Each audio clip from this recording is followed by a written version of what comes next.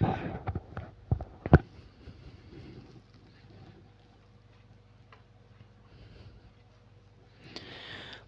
Morning everybody.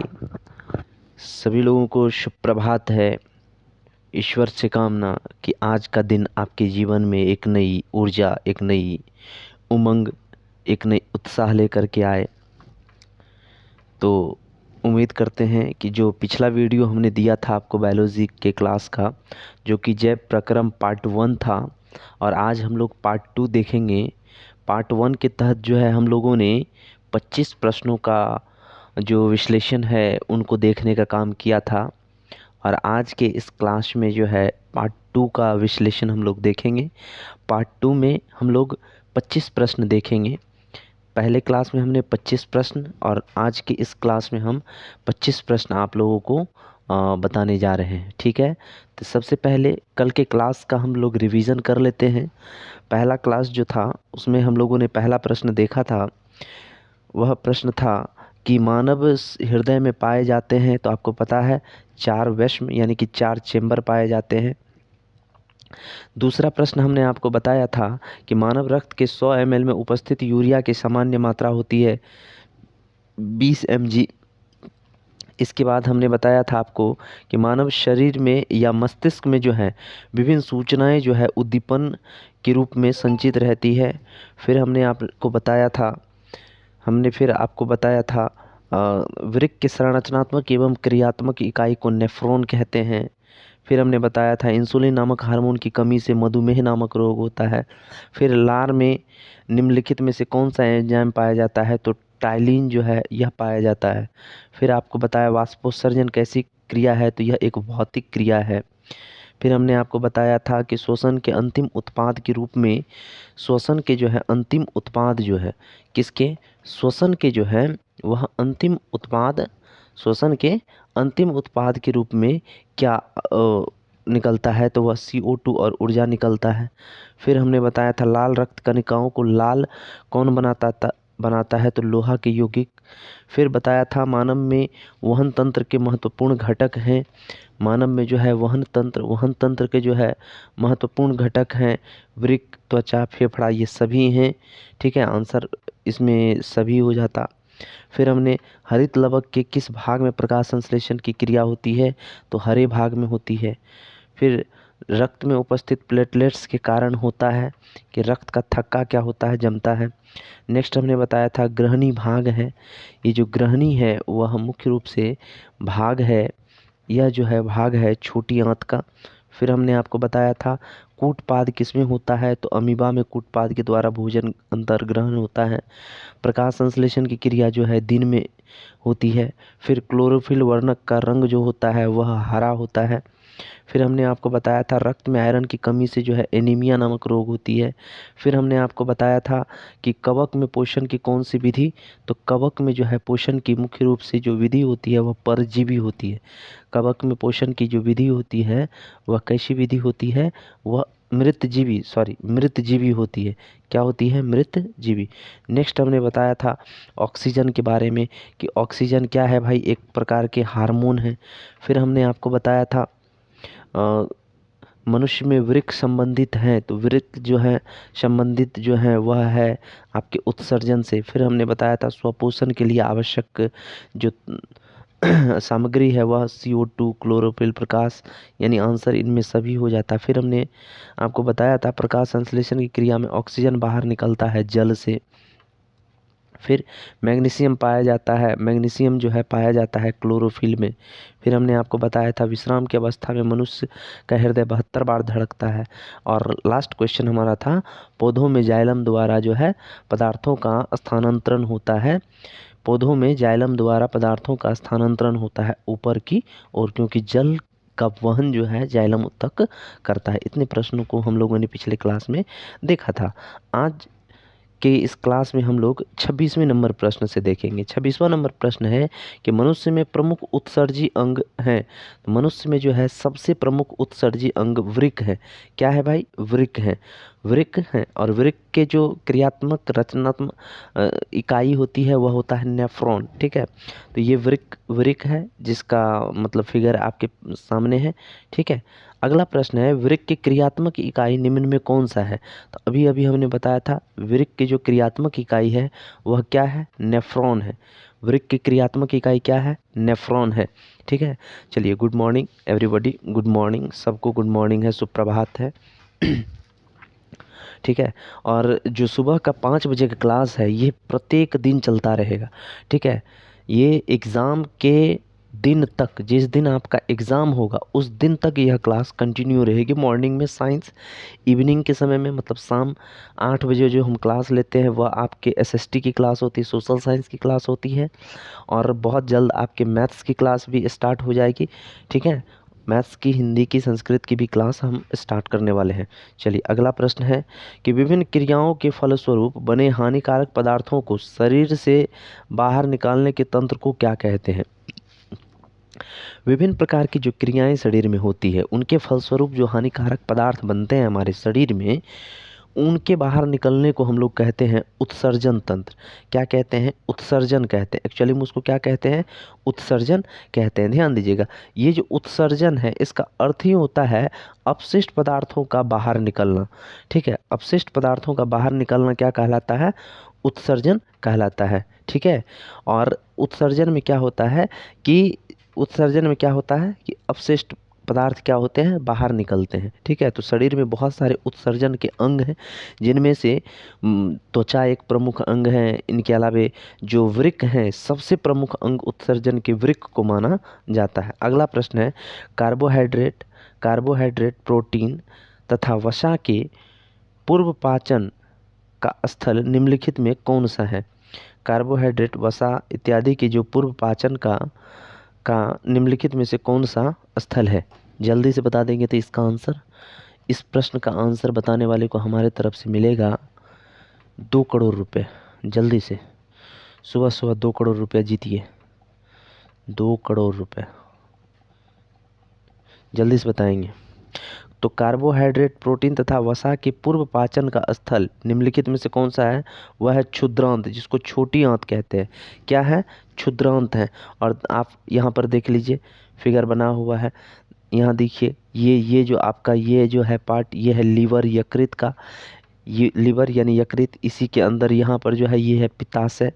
फिर ये जो है स्टमक है, अमाशय जिसको बोलते हैं। फिर यहाँ पर है पैंक्रियाज, अग्नाशय जिनको बोलते हैं। और ये जो है ये, इसको क्या कहते हैं? बड़ी आंत कहते हैं। और इनको क्या कहते हैं? छोटी आंत कहते हैं। और यहाँ क्या है? नीचे निकला हुआ, इसी को अपेंडिक्स बोलते हैं। तो छोटी आंत इसका आंसर हो जाएगा। अगला प्रश्न है, खुला परिसंचरण तंत्र पाया जाता है। खुला परिसंचरण तंत्र जो है किसमें पाया जाता है? ऑप्शन है मनुष्य में, घोड़े में, कॉकरोच में, स्त्री में। ध्यान देंगे, खुला परिसंचरण तंत्र जो है कॉकरोच में पाया जाता है। ये आपका सामने फिगर है बना हुआ, ये कॉकरोच है। ठीक है, जिसको हम लोग जनरली झिंगुर बोलते हैं अपने यहाँ। ठीक है, यही है कॉकरोच। और इसमें कौन सा परिसंचरण तंत्र पाया जाता है? तो खुला परिसंचरण तंत्र पाया जाता है। नेक्स्ट है, हमारे शरीर में कौन सा हार्मोन कार्बोहाइड्रेट, प्रोटीन तथा वसा के उपापचय का नियंत्रण करता है? फिर से, हमारे शरीर में कौन सा हार्मोन कार्बोहाइड्रेट, प्रोटीन तथा वसा के उपापचय का नियंत्रण करता है? जल्दी से इसका जवाब बता देंगे तो यह जो है ऑप्शन है आपके सामने, इंसुलिन, थायरॉक्सिन, टेस्टोस्टेरोन, एस्ट्रोजन। ध्यान देंगे, इंसुलिन की कमी से तो मधुमेह वाला एक पहले प्रश्न देख चुके हैं। तो हमारे शरीर में जो है कार्बोहाइड्रेट, प्रोटीन और वसा के उपापचय का नियंत्रण थायरॉक्सिन नामक हार्मोन करता है। Answer number B is right answer.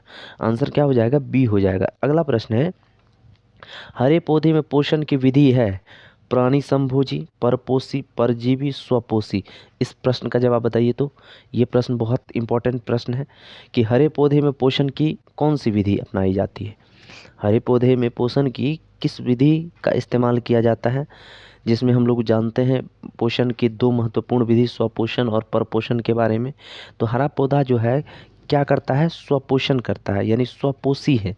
हरे पौधे क्या है, स्वपोषी हैं। यह अपना भोजन स्वयं से तैयार करता है। यह अपना भोजन क्या करता है, स्वयं से तैयार करता है। कैसे करता है भाई, फोटोसिंथेसिस क्रिया के द्वारा। फोटोसिंथेसिस क्रिया के द्वारा क्या करता है, पौधा अपना भोजन स्वयं प्राप्त यानी कि तैयार करता है। नेक्स्ट क्वेश्चन है, प्रकाश संश्लेषण के लिए निम्न में से कौन से कच्चे पदार्थ की आवश्यकता नहीं है। आपको हमने पिछले क्लास में बताया है, प्रकाश संश्लेषण के लिए 4 प्रमुख कच्चे पदार्थ की आवश्यकता है, जिसमें CO2, उसके बाद क्लोरोफिल, इसके बाद जो है आपको सूर्य प्रकाश, इन इन चीज़ों की क्या होती है, आवश्यकता होती है। तो प्रकाश संश्लेषण के लिए जो है कार्बन डाइऑक्साइड की आवश्यकता होती है, जल की आवश्यकता होती है, क्लोरोफिल की आवश्यकता होती है, जबकि ऑक्सीजन की आवश्यकता प्रकाश संश्लेषण के लिए नहीं होती है। ऑक्सीजन की आवश्यकता नहीं होती है। इस प्रकाश संश्लेषण की क्रियाविधि में ऑक्सीजन का उत्सर्जन होता है। ऑक्सीजन का क्या होता है, यहाँ पर उत्सर्जन होता है, इसकी आवश्यकता नहीं होती है। नेक्स्ट प्रश्न है कि शरीर में सबसे छोटी रक्तवाहिनी है। रक्तवाहिनी मतलब जिससे रक्त बहता है, रक्त फ्लो करता है। तो पूरे हमारे शरीर में जो है सबसे छोटी रक्तवाहिनी जो है उसका नाम है वेना केव। क्या बोलते हैं उसको, वेना केव। हमारे शरीर की जो रक्तवाहिनी सबसे छोटी रक्तवाहिनी है उसको हम लोग कहते हैं वेना केव, वेना केव। नेक्स्ट क्वेश्चन है, पौधों में रसारोहण, पौधों में रसारोहण होता है, पौधों में रसारोहण होता है। जल्दी से बताएंगे तो इस प्रश्न का जवाब बहुत जो है सिंपल प्रश्न है, बस इस वर्ड का मीनिंग आपको जानना है, ठीक है। तो पौधों में जो रसारोहण होता है, रसारोहण का मतलब है कि जो तरल पदार्थ है वह एक जगह से दूसरे जगह कैसे जाता है, तो वह फ्लोएम के द्वारा जाता है। ओ सॉरी सॉरी, रसारोहण का मतलब ये नहीं होता है, सॉरी सॉरी, ये जो है रसारोहण, पौधों में रसारोहण जो होता है वह किनके द्वारा होता है, वह किनके द्वारा होता है, तो फ्लोएम के द्वारा होता है। किनके द्वारा, फ्लोएम के द्वारा। मतलब इसमें क्या होता है, रस फ्लो करता है, रस रोहन, रस का एक जगह से दूसरे जगह जाना, ठीक है, उसी को बोलेंगे रसारोहण।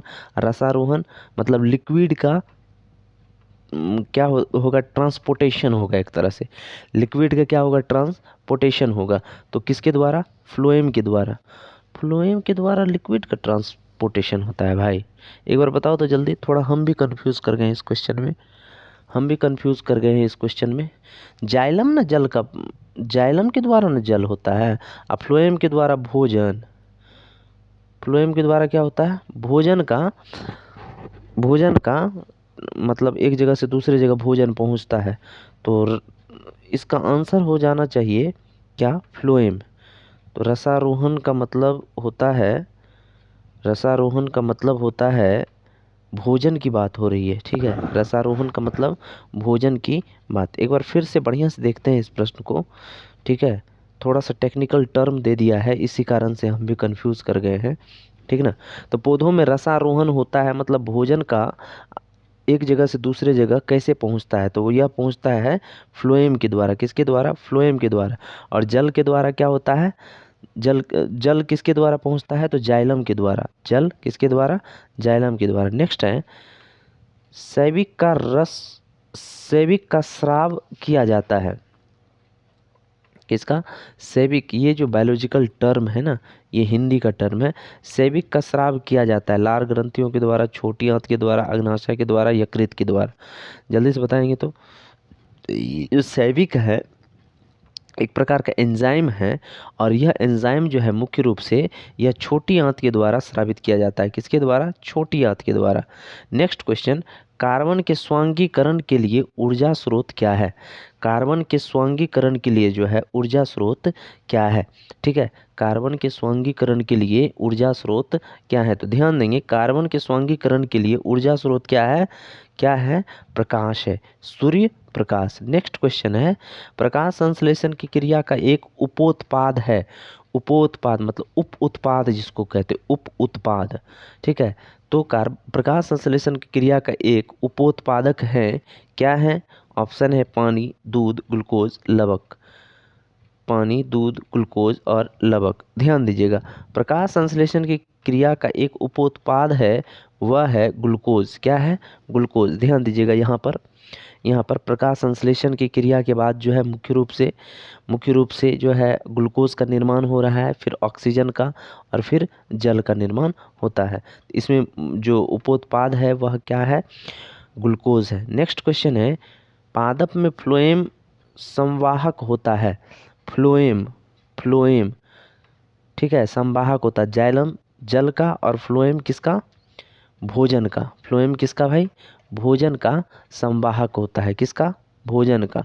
ठीक है, तो जो पादप टिश्यू है, पादप ऊतक है, मुख्य रूप से दो, उसमें जो है क्या कहते हैं कि एक जाइलम और एक फ्लोएम होता है। जाइलम के द्वारा जल का परिवहन और फ्लोएम के द्वारा भोजन का परिवहन होता है। ठीक है, नेक्स्ट क्वेश्चन है, भोजन का मुख्य रूप से अवशोषण कहाँ होता है? भोजन जो है उनका मुख्य रूप से अवशोषण कहाँ होता है? ऑप्शन है अमाशय में, पक्वाशय में, बड़ी आंत में, इलियम में। अमाशय, पक्वाशय, बड़ी आंत या इलियम में। एक बार जल्दी से बता देंगे तो भोजन का मुख्य रूप से जो है अवशोषण कहाँ होता है? भोजन का मुख्य रूप से अवशोषण जो है कहाँ होता है? तो याद रखेंगे, भोजन का मुख्य रूप से अवशोषण होता है इलियम में। कहाँ पर? इलियम में होता है। नेक्स्ट क्वेश्चन है, प्रकाश संश्लेषण की क्रिया में उत्पन्न होता है, क्या उत्पन्न होता है भाई? प्रोटीन, कार्बोज, विटामिन, वसा। जल्दी से बता देंगे तो प्रकाश संश्लेषण क्रिया में उत्पन्न होता है, प्रकाश संश्लेषण क्रिया में मुख्य रूप से जो है उत्पन्न होता है वह होता है कार्बोज का। किसका? कार्बोज का मुख्य रूप से जो है उत्पन्न होता है। नेक्स्ट है, प्रकाश संश्लेषण में ऑक्सीजन का मूल स्रोत है। प्रकाश संश्लेषण में ऑक्सीजन का जो मुख्य स्रोत है वह है आपके जल। वो क्या है? जल। ये क्वेश्चन एक बार फिर इससे पहले भी आ चुका था। ठीक है, प्रकाश संश्लेषण में जो है मुख्य रूप से ऑक्सीजन का मूल स्रोत क्या है? वह है जल। नेक्स्ट प्रश्न है, नेक्स्ट प्रश्न से पहले कि मेहनत इतनी खामोशी से करो कि तुम्हारी सफलता शोर मचा दे। मेहनत इतनी खामोशी से करो कि तुम्हारी सफलता क्या कर दे? शोर मचा दे। नेक्स्ट क्वेश्चन 43वां नंबर प्रश्न है कि सांस लेने और छोड़ने की क्रिया को क्या कहते हैं? सांस लेने और छोड़ने की क्रिया को क्या कहते हैं? जल्दी से बताएंगे तो सांस लेने और छोड़ने की क्रिया को कहते हैं श्वासोच्छ्वास। ठीक है, श्वासोच्छ्वास। नेक्स्ट क्वेश्चन, श्वसन की क्रिया कहाँ होती है? श्वसन की क्रिया जो है यह मुख्य रूप से कहाँ होती है? साइटोप्लाज्म में, माइटोकॉन्ड्रिया में, राइबोसोम में और हरित लवक में। जल्दी से बताएंगे तो श्वसन की क्रिया जो है मुख्य रूप से कहाँ पर होती है? श्वसन की क्रिया मुख्य रूप से कहाँ पर होती है? तो यह होती है माइटोकॉन्ड्रिया में। ठीक है, पावर हाउस ऑफ सेल भी कहा जाता है माइटोकॉन्ड्रिया का। ठीक है, और पौधे का रसोई गृह किसको कहते हैं? पत्ती को कहते हैं। पौधे का रसोई गृह किसको? तो पत्ती को। माइटोकॉन्ड्रिया को क्या कहते हैं? ऊर्जा गृह। नेक्स्ट क्वेश्चन, श्वसन की क्रिया द्वारा निम्न में से किसका निर्माण होता है? रक्त, ऊर्जा, एंजाइम, प्रकाश। श्वसन की क्रिया के द्वारा जो है किसका निर्माण होता है? ध्यान देंगे, श्वसन की क्रिया के द्वारा क्या होता है? ऊर्जा का निर्माण होता है। किसका निर्माण होता है? ऊर्जा का निर्माण होता है। श्वसन की क्रिया द्वारा किसका निर्माण होता है? ऊर्जा का। नेक्स्ट प्रश्न है, एक स्वच्छ मनुष्य में प्रसंकुचन एवं अनुशीथिलन दाब होता है। एक स्वच्छ मनुष्य में जो है प्रसंकुलन एवं अनुशीतलन दाब होता है। कितना होता है भाई? जल्दी से बता देंगे तो कितना होता है? आप लोग पता होगा कि जब बीपी नापते हैं तो बीपी में जो है क्या कहते हैं कि 120/80 नॉर्मल होता है। इसके अलावे अगर उससे ज़्यादा है, खास करके 130-40 के है तो कहा जाता है बीपी हाई हो गया। अगर 120 के नीचे जा रहा है तो कहते हैं बीपी लो हो गया। तो प्रसंकुचन एवं अनुशीथिलन दाब जो होता है वह कितना होता है? 120/80। 120/80। नेक्स्ट प्रश्न है, तंत्रिका तंत्र की उत्पत्ति किस प्राथमिक ऊतक द्वारा होता है? तंत्रिका तंत्र की जो उत्पत्ति है वह किस प्राथमिक ऊतक के द्वारा होता है? तो याद रखेंगे यह होता है इंडोडर्म के द्वारा। किनके द्वारा? इंडोडर्म के द्वारा जो है तंत्रिका तंत्र की तंत्रिका तंत्र की उत्पत्ति होती है। यानी इंडोडर्म प्राथमिक ऊतक है जिनके माध्यम से तंत्रिका तंत्र की उत्पत्ति होती है। ठीक है, ये आपकी तंत्रिका तंत्र है। तंत्रिका तंत्र का नामांकित चित्र भी बोर्ड में पूछा जाता है कि तंत्रिका तंत्र का जो है नामांकित चित्र का बनाएं। ठीक है, 2-3 नंबर का यहाँ से प्रश्न पूछे जाते हैं। अगला प्रश्न है कि तंत्रिका तंतु की उत्पत्ति किस प्राथमिक ऊतक द्वारा होता है? तो अभी बताए इंडोडर्म के द्वारा होता है। नेक्स्ट क्वेश्चन है, मनुष्य में वृक्क एक तंत्र का भाग है जो संबंधित है। मनुष्य में वृक्क ध्यान दीजिएगा, यहाँ जो फिगर है यह है वृक्क का फिगर। ठीक है, तो मनुष्य में वृक्क एक तंत्र का भाग है जो संबंधित है किससे? पोषण से, श्वसन से, उत्सर्जन से, परिवहन से। जानते हैं कि उत्सर्जन का सबसे प्रमुख अंग जो है वह है वृक्क। क्या है? वृक्क है। नेक्स्ट क्वेश्चन है, पादप में जाइलम उत्तरदायी है। पादप में जो है जाइलम ऊतक जो है वह उत्तरदायी है किस चीज़ के लिए? जल के वहन के लिए, भोजन के वहन के लिए, अमीनो अम्ल का वहन, ऑक्सीजन का वहन। तो ध्यान देंगे पादप में जो है जाइलम ऊतक जो है उत्तरदायी होते हैं जल के वहन के लिए। किसके लिए? जल के वहन के लिए, जल के वहन के लिए। ठीक है, चलिए अगला प्रश्न है कि स्वपोषी पोषण के लिए आवश्यक हैं। स्वपोषी पोषण के लिए जो है आवश्यक है कार्बन डाइऑक्साइड तथा जल, क्लोरोफिल, सूर्य प्रकाश, उपरोक्त सभी। तो स्वपोषी पोषण, मुख्य रूप से स्वपोषी पोषण कौन करता है भाई? पौधा करता है। स्वपोषी पोषण का मतलब क्या हुआ? जो अपना भोजन स्वयं बनाता है। तो पौधा अपना भोजन स्वयं बनाता है, तो उस चीज़ के लिए हमको क्या चाहिए? कार्बन डाइऑक्साइड तथा जल चाहिए, क्लोरोफिल चाहिए, सूर्य प्रकाश चाहिए, यानी कि सभी चीज़ हमको चाहिए। अगला प्रश्न और देख लेते हैं, थोड़ा सा प्रश्न और कुछ प्रश्न देख लेते हैं, उसके बाद एक बार फिर से रिवीजन कर लेंगे। पायरुवेट के विखंडन से यह कार्बन डाइऑक्साइड, जल तथा ऊर्जा देता है। यह क्रिया जो होती है कहाँ होती है? ऑप्शन है कोशिका द्रव में, माइटोकॉन्ड्रिया में, हरित लवक में और केंद्रक में। कोशिका द्रव, माइटोकॉन्ड्रिया, हरित लवक और केंद्रक। तो जल्दी से बताएंगे तो पायरुवेट जो है उसके विखंडन से कार्बन डाइऑक्साइड, जल तथा ऊर्जा उत्पन्न होती है। तो यह क्रिया जो है मुख्य रूप से माइटोकॉन्ड्रिया में होती है। कहाँ पर? माइटोकॉन्ड्रिया। तो राइट आंसर बी हो जाएगा। नेक्स्ट क्वेश्चन, स्वपोषण होता है कवकों में, हरो पौधों में, जंतुओं में, सभी जीवों में। स्वपोषण मुख्य रूप से कहाँ पर किस में होता है? तो हरे पौधे में। किसमें? हरे पौधे में। नेक्स्ट क्वेश्चन है, इनमें कौन प्रकाश संश्लेषी अंग है? प्रकाश संश्लेषी अंग है पत्ती, हरित लवक, ग्राना और स्ट्रोमा। पत्ती, हरित लवक, ग्राना एवं स्ट्रोमा। ध्यान देंगे महत्वपूर्ण प्रकाश संश्लेषी अंग जो है वह पौधा का पत्ती है। क्या है? पौधा का पत्ती है। उन्हीं के द्वारा प्रकाश संश्लेषण क्रिया संपादित होती है। अगला प्रश्न है, कौन सी क्रिया सभी जीवों के लिए अनिवार्य है? कौन सी क्रिया सभी जीव के लिए क्या है? अनिवार्य है। प्रकाश संश्लेषण तो नहीं, सभी के लिए नहीं है। वाष्पोत्सर्जन, शोषण, चलन। जल्दी से बताएंगे तो जल्दी से कोई भी जीव है उसके लिए सबसे महत्वपूर्ण क्रिया है वह है शोषण। क्या है? शोषण। ठीक है, नेक्स्ट क्वेश्चन कि कोशिका झिल्ली किस प्रकार की झिल्ली है? कोशिका झिल्ली जो है किस प्रकार की झिल्ली है? तो कोशिका झिल्ली जो है यह सेमी मेम्ब्रेन है, मतलब इसको कहते हैं अर्धपारगम्य झिल्ली। क्या कहते हैं? अर्धपारगम्य झिल्ली। नेक्स्ट क्वेश्चन है, यीस्ट किस वर्ग का एक कोशिकीय जीव है? यीस्ट जो है वह किस वर्ग का कोशिकीय जीव है? शैवाल, कवक, जीवाणु, इनमें से कोई नहीं। तो यीस्ट जो है मुख्य रूप से यह कवक की श्रेणी का है। किसके? कवक के श्रेणी का जीव है। ठीक है, तो एक कोशिकीय जीव किस वर्ग के एक कोशिकीय जीव है? तो कवक के। अगला प्रश्न, दही के जमने में निम्नलिखित में से कौन सी क्रिया होती है? अपघटन, प्रकाश संश्लेषण, किण्वन, उत्सर्जन। दही के जमने में निम्नलिखित में से कौन सी क्रिया होती है? जल्दी से बताएंगे तो जल्दी से।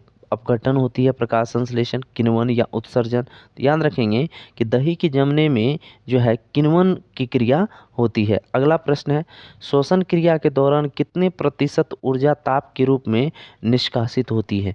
श्वसन, बहुत महत्वपूर्ण प्रश्न है कि श्वसन क्रिया के दौरान जो है कितने प्रतिशत ऊर्जा ताप के रूप में निष्कासित होती है? याद रखेंगे यह जो है 20% ऊर्जा जो है ताप के रूप में निष्कासित होती है। अगला, रक्षी कोशिका पाई जाती है किसमें? जड़े में, पत्तियों में, फूलों में, फलों में। रक्षी कोशिका जो है मुख्य रूप से यह पत्तियों में पाई जाती है। किसमें? पत्तियों में रक्षी कोशिका। और आज का अंतिम सवाल है कि प्रकाश संश्लेषण द्वारा किसकी प्राप्ति होती है? वसा, प्रोटीन, ग्लूकोज, प्रकाश। तो प्रकाश संश्लेषण के द्वारा जो है मुख्य रूप से ग्लूकोज की प्राप्ति होती है। किसकी? ग्लूकोज की प्राप्ति होती है। तो कुल आज के दिन में हम लोगों ने देखा कुल मिलाकर के 35 प्रश्न।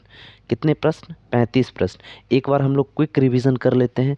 क्विक रिवीजन यहीं से उल्टा रिवीजन करेंगे, 60 से 25 तक जाएंगे। तो प्रकाश संश्लेषण द्वारा किसकी प्राप्ति होती है? तो वह ग्लूकोज की होती है।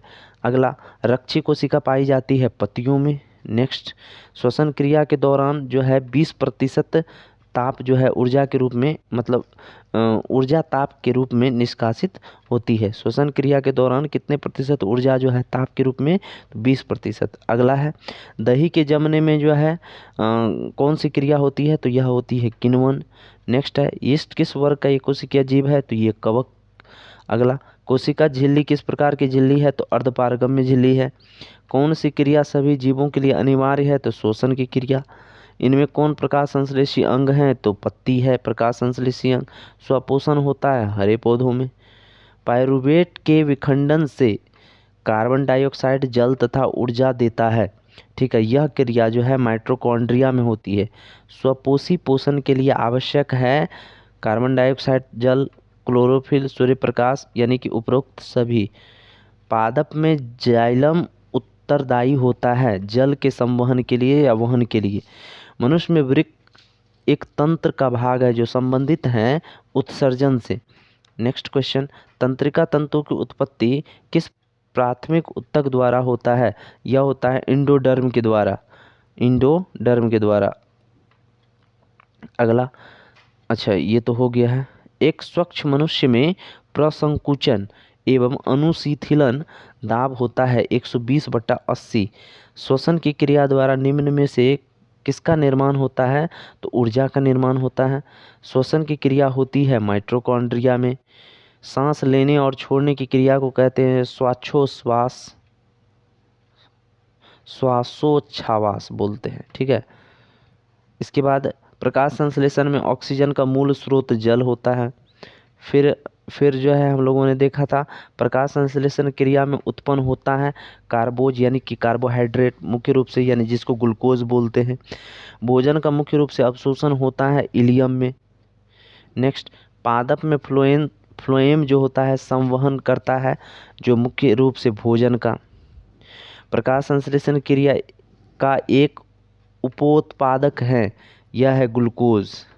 नेक्स्ट, कार्बन के स्वर्गीकरण के लिए ऊर्जा स्रोत क्या है? तो सूर्य प्रकाश। सैविक का स्राव होता है छोटी आंत के द्वारा। पौधों में रसारोहण होता है फ्लोएम के द्वारा। शरीर में सबसे छोटी रक्त वाहिनी है वीना केव। प्रकाश संश्लेषण के लिए निम्न में से किस कच्चे पदार्थ की आवश्यकता नहीं है? तो ऑक्सीजन की आवश्यकता नहीं होती है। हरे पौधों में पोषण की विधि है स्वपोषण। इसके बाद हमारे शरीर में कौन सा हार्मोन कार्बोहाइड्रेट, प्रोटीन तथा वसा के उपापचय का नियंत्रण करता है? तो यह है थायरॉक्सिन। खुला परिसंचरण तंत्र पाया जाता है कॉकरोच में। कार्बोहाइड्रेट, प्रोटीन तथा वसा के पूर्व पाचन का स्थल निम्नलिखित में से कौन सा है? तो यह है क्षुद्रांत, यानी छोटी आंत। विभिन्न क्रियाओं के फलस्वरूप बने हानिकारक पदार्थों को शरीर से बाहर निकालने के तंत्र को कहते हैं उत्सर्जन तंत्र। फिर वृक्क की क्रियात्मक इकाई नेफ्रॉन। मनुष्य में उत्सर्जी अंग महत्वपूर्ण है, वह वृक्क है। पौधों में जाइलम द्वारा स्थानांतरण होता है पदार्थों का, वह ऊपर की ओर होता है, नीचे से ऊपर की ओर होता है। ठीक है, तो कुल मिलाकर के आज के ये जो क्लास है उसमें 35 प्रश्नों को हम लोगों ने देखा। तो इन्हीं के साथ आज की क्लास समाप्त होती है। एक बार फिर से जितने लोग जुड़े उनको धन्यवाद, और जो लोग नहीं जुड़े बाद में वीडियो बढ़िया से देख लेंगे। और एक जगह जो है एक प्रश्न में थोड़ा सा कन्फ्यूज़न हुआ था, तो उसके लिए क्षमा चाहते हैं। तो उस क्वेश्चन में थोड़ा सा कन्फ्यूज़न हुआ जिसको हमने बाद में क्लियर कर दिया। तो इसीलिए जो है वीडियो को 1-2 बार देख लेंगे। और जो अभी तक 60 प्रश्न है, 60 प्रश्न मतलब इसी आधे घंटे में, आप सोचिए कि आधे घंटे में आपको 60 प्रश्न की तैयारी हो जा रही है। इससे बढ़िया क्या हो सकता है। ठीक है, 1-2 बार वीडियो को देख लेंगे थोड़ा फास्ट मोड में जा करके, फिर ठीक है। तो उम्मीद करते हैं कि आप लोग अच्छे से तैयारी करेंगे। ठीक है, मिलते हैं अगले क्लास में, तब तक के लिए हंसते मुस्कुराते दंदनाते रहिए। Thank you.